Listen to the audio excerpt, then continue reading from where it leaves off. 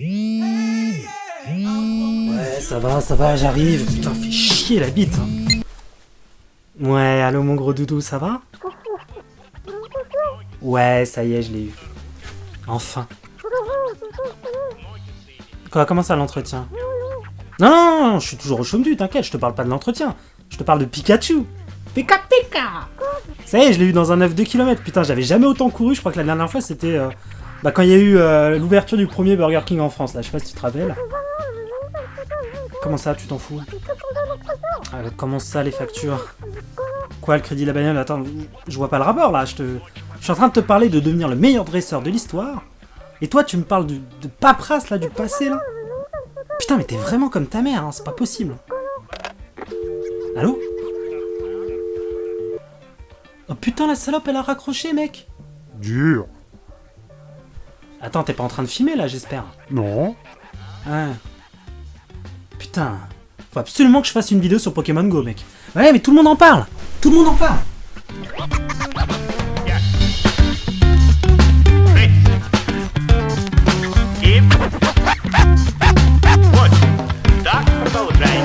Et bonjour à toutes et à tous et bienvenue dans ce nouveau numéro de Ici Charlie, consacré aujourd'hui à Pokémon Go. Alors vous n'avez pas pu y échapper hein, pendant les grandes vacances, à part si vous étiez sur une île déserte ou engagé par Daesh, mais il y a eu une immense hype sur Pokémon Go, tout le monde s'y est mis, du jeune prépubère au vieillard sénile redécouvrant les joies de la petite balade en bois de Boulogne pour aller choper son Lipoutou. Salut mon mignon. Et bah tout le monde a été hypé par Pokémon Go. Il y a eu 45 millions de téléchargements en quelques semaines. C'est la population totale de l'Espagne. Ouais, ça fait beaucoup, je vous le cache pas, ça fait beaucoup, donc je me tenais d'en parler parce que c'est un phénomène comme un autre, et un phénomène qui a un rapport aussi avec Internet, avec les nouvelles technologies et avec ce que moi je traite. Donc on n'a pas pu y échapper sur les réseaux sociaux, partout. Mais depuis quelques jours, beaucoup d'articles, la rentrée aidant, arrivent en nous disant « Oui, mais il y a de moins en moins d'utilisateurs, ça commence à baisser ». Parce que le manque de fonctionnalités, etc., même s'il n'y a pas longtemps, il y a eu la mise à jour qui permet notamment d'évaluer ces Pokémon, donc de pouvoir savoir s'ils peuvent évoluer dans de bonnes conditions, s'ils sont meilleurs que les autres pour l'évolution notamment, pour les combats d'arène, etc. par la suite. Et donc il y a de plus en plus d'articles qui disent « Pokémon Go, est-ce que c'est pas le début de la fin ?» Donc Niantic a répondu « Non, tout va bien ».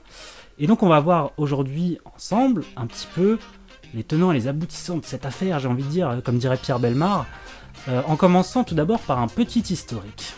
Déjà, la première question, c'est pourquoi Niantic s'appelle Niantic ? La réponse maintenant. Pour la petite anecdote, John Hank, le créateur de Niantic, a raconté avoir baptisé ainsi son entreprise en mémoire d'un baleinier abandonné par son équipage parti chercher fortune pendant la ruée vers l'or. Le Niantic avait été ramené à terre et transformé en magasin dans ce qui deviendra plus tard San Francisco. Son épave, comme celle de dizaines d'autres navires, est toujours enterrée sous le centre-ville, à l'insu de beaucoup d'habitants. D'où l'idée, en 2010, de donner son nom à un projet dévoilant des choses cachées autour de son utilisateur en combinant cartographie mobile et réalité virtuelle. Merci Miaous pour la petite anecdote. De rien. Allez maintenant dégage la espèce de traite de la Team Rocket, va. Donc il faut savoir que John Hank, le créateur de Niantic et de Pokémon Go, travaillait auparavant pour Google. Il avait notamment participé au projet Google Earth, Google Maps, et avait notamment travaillé sur la Street View dans Google Maps. Il avait été embauché notamment pour un logiciel qui s'appelait K-Hole, qui avait été financé notamment par la CIA, et qui était déjà un système de cartographie interactive. Mais c'est surtout avec son projet Niantic qu'il a créé en 2010, et en 2012 la sortie de Ingress, qui est un jeu qui préfigure totalement Pokémon Go, qu'il va connaître le succès avec 15 millions de téléchargements en ce qui concerne Ingress. Ingress était tout simplement un jeu très proche de Pokémon Go où en fait vous étiez un hacker chargé de hacker des zones et de créer la plus grosse zone si vous voulez dans la map. Donc en fait vous travailliez déjà en équipe, donc il y avait déjà un système aussi un petit peu proche des arènes où vous deviez hacker un point sur la map et vous deviez gagner le plus de territoire en fonction de votre équipe sur la map. Donc voilà, donc on est déjà très proche de Pokémon Go avec Ingress. Et ensuite, Niantic s'est détaché, le projet Niantic s'est détaché de Google pour devenir Niantic. et entrer dans le groupe Alphabet. Donc c'est là où en fait Pokémon s'est intéressé au projet, donc Nintendo et Pokémon, la firme Pokémon s'est intéressée au projet et a décidé de financer un jeu, une application mobile, ce qui est devenu Pokémon Go. Voilà pour le bref historique. On va passer maintenant à ce qui fait que Pokémon Go nous a tous rendus accros.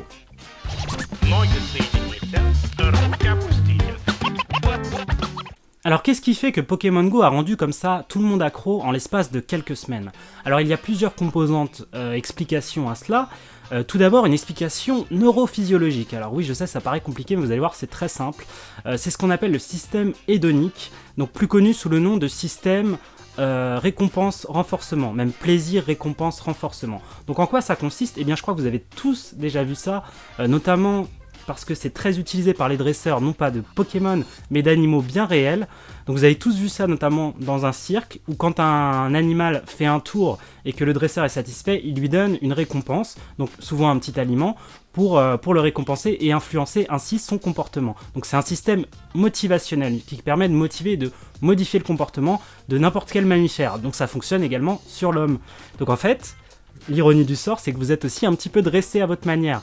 Alors comment ça fonctionne dans Pokémon Go? Alors contrairement à beaucoup d'applications, et là c'est plutôt positif ce que je vais dire, on vous demande pas d'acheter des items. Alors souvent c'est le cas, c'est comme ça que fonctionne le système économique un peu des applications, des jeux d'applications, c'est que souvent vous téléchargez un logiciel qui est soit gratuit soit très peu cher, et ensuite pour progresser dans le jeu on va vous demander d'acheter des items supplémentaires. Donc il y a un système comme ça dans Pokémon Go qui est le système de la boutique, mais qui n'est pas obligatoire, surtout si vous vivez dans une grande ville. Si vous vivez dans une grande ville, vous avez la plupart du temps les items qu'il faut, vous les trouvez dans les Pokéstops parce qu'il y a beaucoup de Pokéstops, etc. Donc c'est pas là-dessus que repose la récompense de Pokémon Go, le système hédonique. Ça va être sur ce que j'appelle moi le syndrome de collection, et également sur le système évolutif. C'est-à-dire que plus vous allez jouer, plus vos Pokémon vont évoluer. Plus ils vont évoluer, plus vous allez être bon dans les arènes. Plus vous allez être bon dans les arènes, plus vous allez obtenir d'items, etc., etc. Donc c'est un système qui est pratiquement infini, et c'est la même chose pour la collection. Plus vous jouez, plus vous avez de Pokémon, ce qui est un niveau de motivation supplémentaire. Donc c'est employé, ce genre de système existe aussi dans d'autres RPG, évidemment c'est pas propre à Pokémon Go, mais ça explique que ça a rendu tout le monde accro, cette double motivation on va dire dans le jeu, donc qui est la collection et aussi le fait de faire évoluer ces Pokémon, de les faire également, pour avoir de nouveaux Pokémon il faut aussi les faire évoluer puisqu'il y a le système d'évolution, etc., etc. Donc voilà, et ça c'est très clair dans le slogan de la firme que vous connaissez tous, je pense.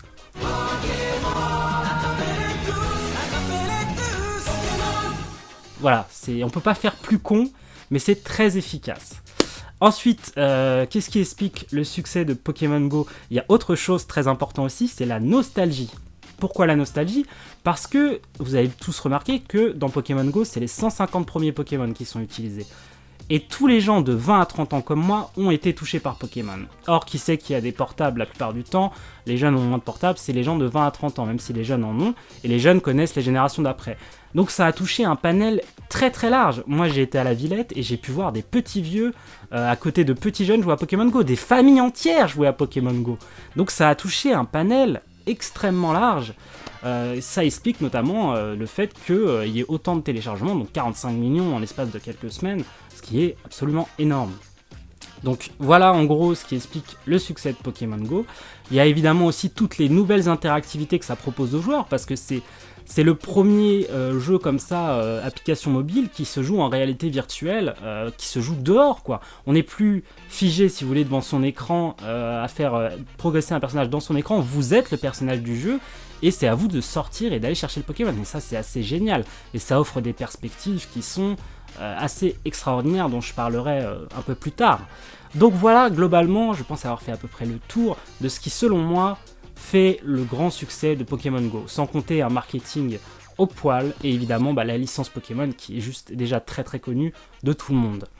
Voilà, on passe à la suite, et maintenant on va parler des plus et des moins de cette appli, dans une petite critique, et ensuite je parlerai un petit peu de l'avenir, de ce que Pokémon Go prévoit pour l'avenir, notamment des nouvelles fonctionnalités qui vont être très très intéressantes.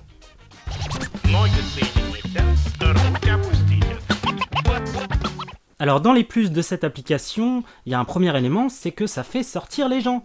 et des gens qui sont pas forcément habitués à sortir en temps normal, si vous voyez ce que je veux dire. Parce que pour avoir été à la Villette, j'ai vu de tous âges des gens qui se promenaient, mais ça va du jeune au petit vieux, c'est incroyable, ça touche tout le monde. Et ça c'est génial, c'est nouveau parce qu'on est plus passif, on est actif, et ça c'est vachement bien, donc j'en ai déjà parlé un petit peu avant, mais ça c'est un bon point.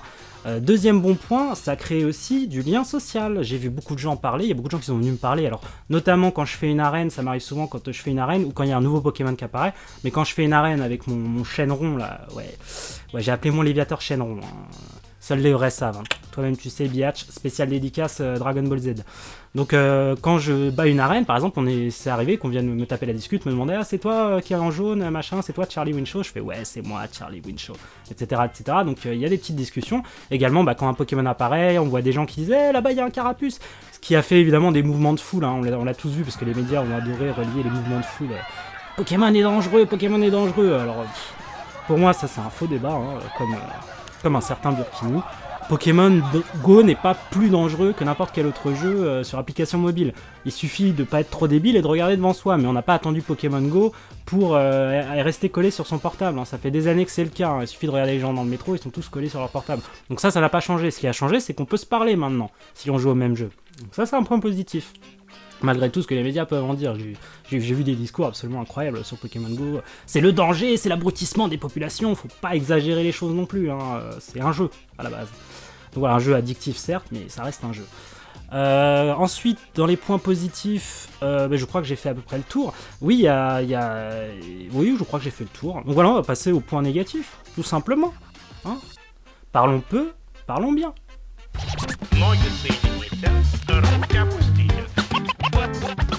Alors dans les moins, je vais commencer par avoir une petite pensée pour les gens qui habitent en campagne, parce que apparemment c'est très compliqué de choper du Pokémon en campagne, donc je sais pas si Niantic va arranger ça, je l'espère en tout cas, dans les mises à jour, dans les nouvelles mises à jour à venir.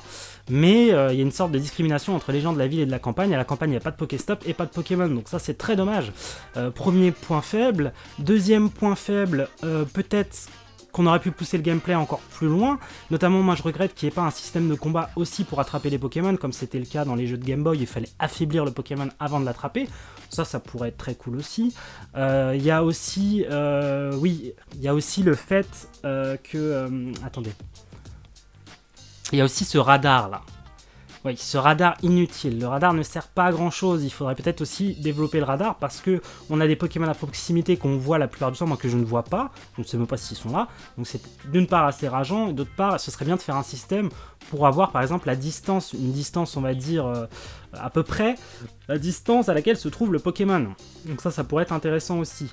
Donc voilà pour les moins. Il y a aussi le manque de nouveaux contenus. Alors on attend beaucoup de choses, et j'en parlerai dans la suite, vous inquiétez pas, il y a beaucoup de choses de prévues, notamment évidemment l'interactivité entre dresseurs, le fait qu'on puisse échanger ses Pokémon, voire se combattre entre dresseurs. Donc on va voir ça dans la suite. On passe maintenant à l'avenir de Pokémon Go.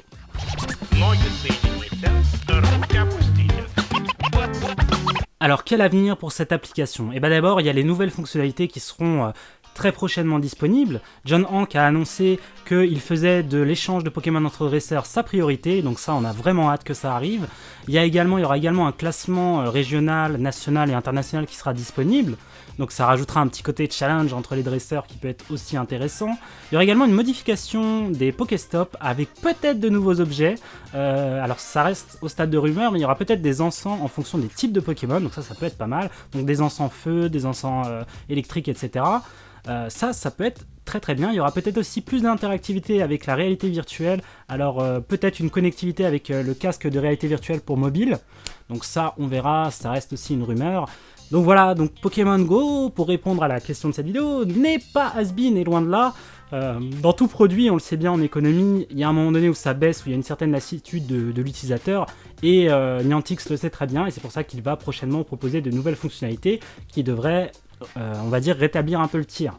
Donc ça, je me fais pas trop de soucis là-dessus. Il y a également autre chose auquel je voudrais parler, c'est les perspectives d'avenir qu'offre ce jeu et ce nouveau type de jeu en réalité virtuelle.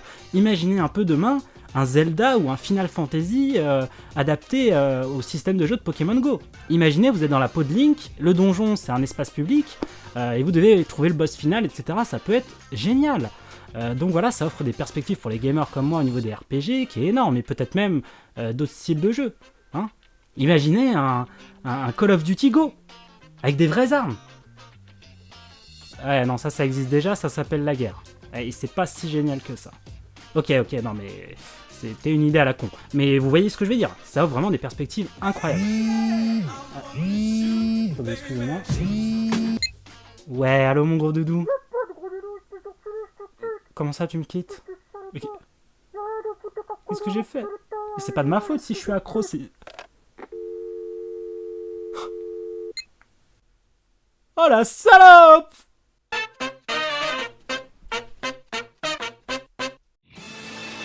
Merci à tous d'avoir suivi ce numéro de Ici Charlie.